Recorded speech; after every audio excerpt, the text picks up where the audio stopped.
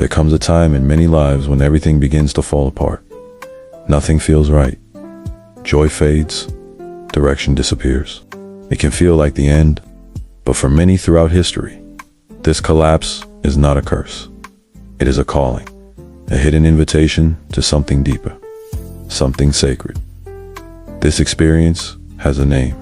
It is known in spiritual traditions around the world as the dark night of the soul. This is not depression. It is not simply sadness. The dark night is something far more mysterious.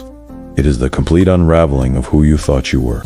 It is a stripping away of identity, meaning, and control.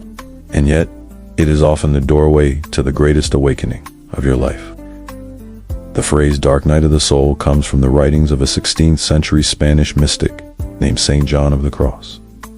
He described it as a painful time of spiritual desolation, where God felt absent, and every comfort seemed to vanish. But Saint John insisted that this darkness was not punishment. It was purification. It was the soul being emptied, not because it was unworthy, but because it was being prepared to hold something divine. Many cultures describe this process in their own way. In Buddhism, it is known as a stage of suffering and emptiness that occurs before enlightenment. In Hindu teachings, it is part of the journey toward ego death and reunion with the higher self. In Sufi mysticism, it is the burning of the false self in the fire of love. And in many indigenous traditions, a spiritual crisis is part of the shamanic path to healing and vision. Psychology also recognizes this kind of experience. Carl Jung called it the night sea journey.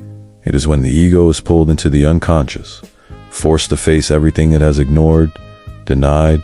This is what some call shadow work, a time when the truth of who you really are begins to emerge, even as the old self begins to disappear. The dark night often begins after a major life disruption. It could be the death of a loved one, a sudden illness, or a loss of meaning in your work or relationships. For others, it begins after a deep spiritual practice, such as meditation or prayer, when the outer layers of identity fall away and the inner world becomes exposed. During this time, people may feel completely disconnected from God or from the universe. They may feel numb, anxious, or hopeless. They may lose interest in everything that once brought joy. But beneath the surface, something powerful is happening. The soul is undergoing transformation. The ego is dissolving.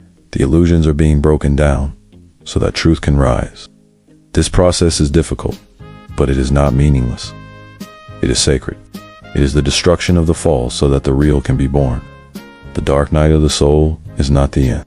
It is the beginning of awakening. Surviving the dark night requires trust. Even when it feels like nothing is working, the darkness is doing its work. In this space, do not try to fix everything. Do not rush to escape the pain. Let the process unfold. This is not the time for solutions. It is the time for surrender. Still, there are ways to walk through this season with greater strength. Allow yourself moments of stillness. Spend time in nature.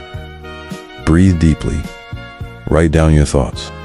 Speak to someone who understands. Read sacred texts that remind you that this too shall pass. And most of all, remember that you are not alone.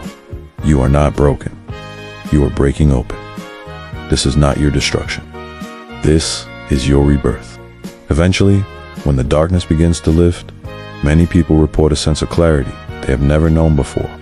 They speak of peace that does not depend on circumstances. They describe a new sense of purpose, a deeper connection to the divine, a heart that is softer yet stronger, a mind that no longer clings to fear, and a life that is built on something true. This is the gift of the dark night.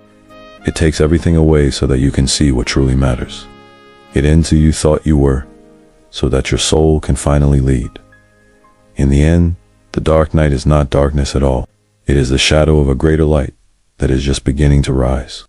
And when it does, you will never be the same again. You were never lost. You were simply becoming.